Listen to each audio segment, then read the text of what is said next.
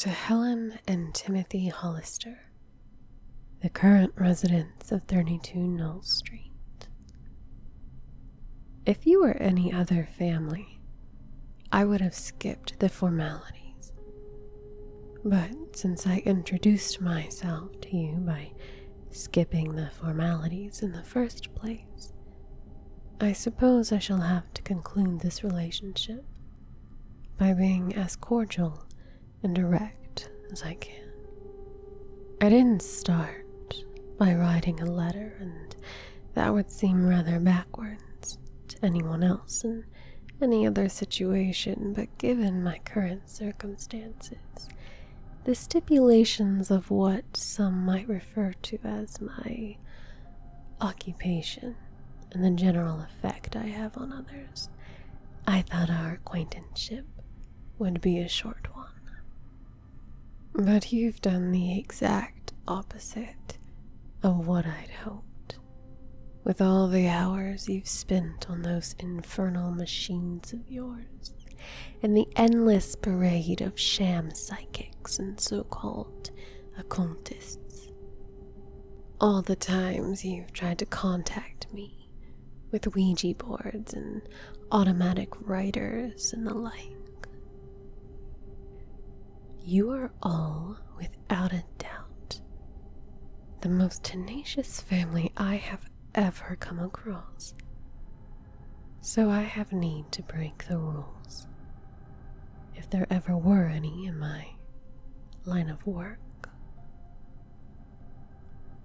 Before you lose patience, please note that in order to explain who I am and elucidate the point I'm getting at, I'll need to go about this in a roundabout way. If I don't, you might not believe a word of this. You may remember how, during your first night here, that antique grandfather clock of yours, which you had just set up in the main hallway, fell over and shattered, mere inches away from where you, Helen, were standing. That was my handshake. I could have hurt you then, Helen. I could have toppled that old clock, chimes, glass and all, onto you. It wouldn't have killed you, but it would have required a hospital trip. All of those fractured bones, sprains, and lacerations. It would have soured your disposition towards the place quite quickly, and would have set a good tone for what was to come. Maybe it would have, at least, made you the dissenting voice when you inevitably decided to leave. But alas, I decided to be merciful. I think that was my biggest mistake.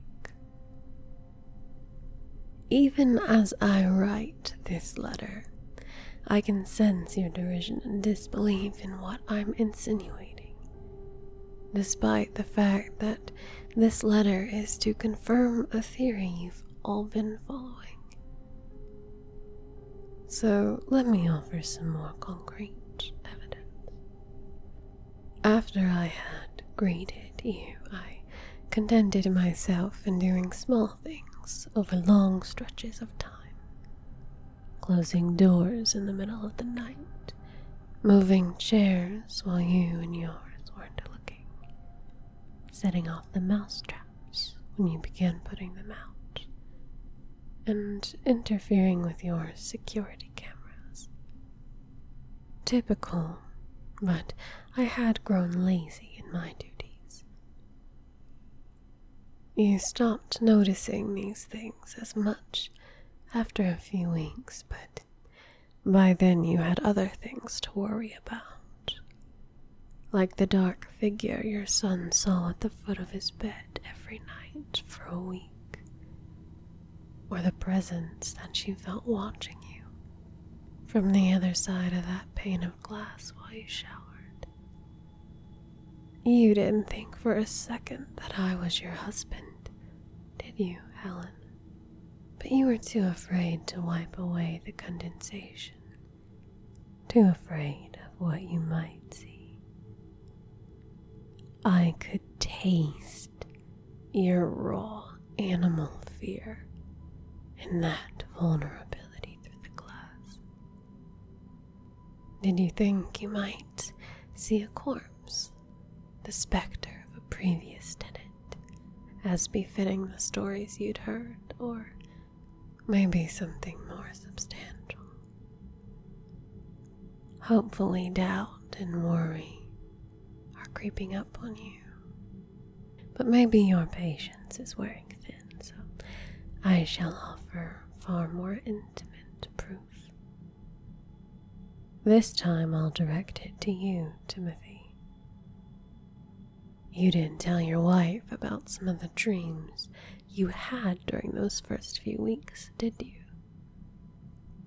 Dreams of being crammed into your old toy chest in the room you had as a child, while you listened to the lions pat around your room, sniffing and scratching, getting closer and closer with each revolution, until they could finally smell you, and then...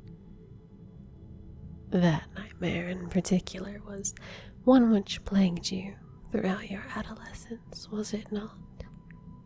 You'd forgotten about it until you moved here. How did you feel when it resurfaced? Did you feel nauseous at the memories it's brought back to the surface?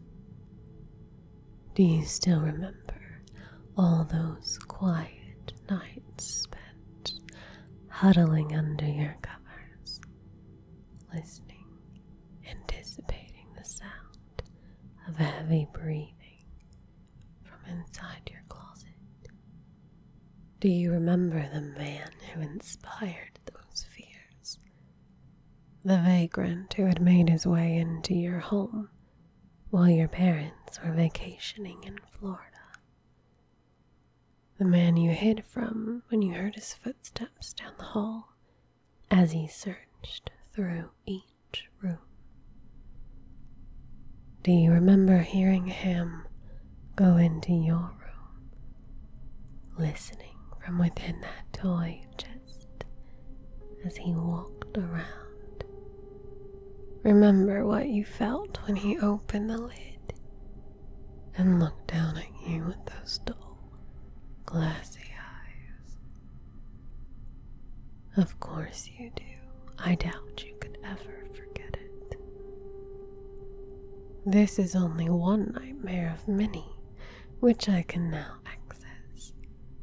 The longer you and yours stay in this house, the more attuned you become to me, and the more deeply I can gaze into you. Right now you're hopefully looking around you, staring into the shadows and wondering when you'll hear the rattle of bones and the clamor of chains.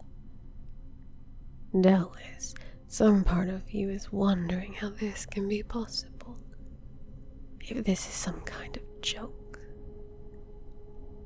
But I'm willing to bet a larger part of you is alight with excitement and terror, because now you have your confirmation. Does it frighten you to know that ghosts are real, that there is, in fact, life after death, that the human consciousness can exist incorporeally outside time's reach? All those possibilities. Maybe some of your loved ones are still anchored to this plane, somewhere you know. And that brings me to the issue at hand. All of these aggressions were not meant to kill you, scare you, traumatize you, even hurt you if need be, but not kill you. I remember what it was like to be warm, to breathe, to be able to touch and speak and move freely across this world. I would never willingly take away that from another, especially not if there's a chance they may end up like me, bound to an earthly prison and tethered by some arbitrarily decided length and width of physical space. I'd keep you safe from that, or, I suspect, worse, if I could. But things are moving beyond my control, and I'm afraid, not for myself, but for you. Because I am not the only supernatural force at work here. There's not much I know about the thing which sleeps beneath you, even after all these years. I don't know where it comes from, whether it was here before the house was built, or if it was summoned after, or even if it can think on our level. In fact, I was 120 years dead and trapped in this place before I even felt its presence. What I do know is that it drifts in the darkness between the foundations and the bedrock, stretched taut beneath the boundaries of human perception and the material world. Unseen, but there all the same. It is not a ghost, nor is it something so easily classifiable as a vampire or a zombie or a ghoul. It's a being without warmth or breath, a thing inorganic, yet not artificial. A thing of fractals and horns and broken limbs. An alien in the truest sense of the word. So alien, in fact, that my discovering it led me to be reminded of my own humanity. I'm sure by now you've started to feel its stirrings, even if you don't recognize it. In fact, you assume my hand in these most recent disturbances, this fresh batch of attacks which go far beyond what you thought a haunting could be. It is this recent set of events, as well as your utter stubbornness and damnable curiosity, which prompted me to take this measure. I say to you now that these are not my doing. The dead flies on the sill, the earwigs at the basement, those massive spiders in the eaves. Those were my doings. The yellow flowers that poisoned your son, the cat found in tatters behind the refrigerator, the naked, wet thing that each of you dreamt straddled you as you lay immobilized. Those were not my doing. I was the figure that your son saw in the attic window, Timothy. I was the presence your wife found beside her bed all those nights, and I was the hand that moved the planchette of the Ouija board that your daughter was playing with 2 weeks previously. But I am not the owner of the voice that you heard through your son's baby monitor. And I am not the cause of that spot on the paneling below the stairs. You know the one, or at least 1 or 2 of you do. You try to deny what the buried primitive part of you tells you, but you felt that spot rise and fall like the belly of a breathing animal.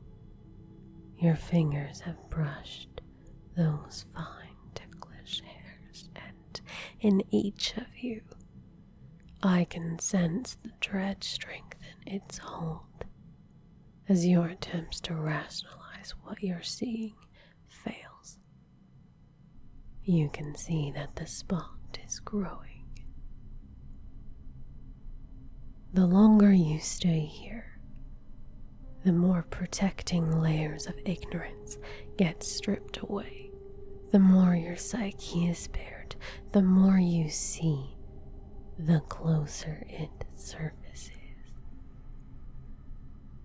I've managed to drive out every person I've met since I first encountered that inhuman sleeper in 1889. The world back then was still steeped in superstition. The dread of tangible threats hadn't fully taken place of fear of the unknown. So my job was simpler. Make my mark, let the word spread, and relish in the silence and passage of time. You, though, seem to represent the apex of this new mindset you modern men have all adopted. While you are still doubtlessly afraid of the unknown, you've silenced that primal part of you which tells you to run, and instead given yourself over to your curiosity.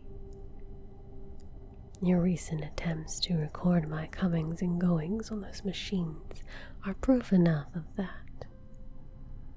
You run towards the darkness, not from it. And that could cost you not just your bodies and minds, but your souls as well. That creature is waking up. It's feeling for you. Soon those flowers will start to push their way up through the cracks in the pavement and choke the rest of the garden. The things which killed your cat will begin to attack you. Maybe you'll even wake one night to find that one of those nude, cold things aren't just the conjurations of a nightmare.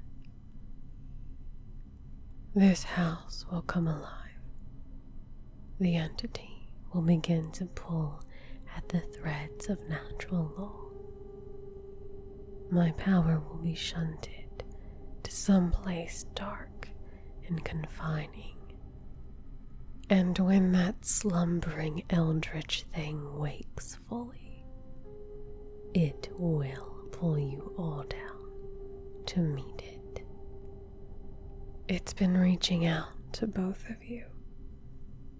I've been forced from your dreams more than once in the past week. I don't know what it will do to you if it gets in, and that should scare you more than any torture I could describe. You've read my proofs and my reasons. You know about what lies beneath you. Now get out. Run and don't look back. Find someplace far away. Keep an eye on your son and keep your minds and your eyes from the occult. Things like this leaves marks. Get out now. Let the sleeper stay asleep and leave this place to rot. With utmost urgency, a certain shadow on the wall.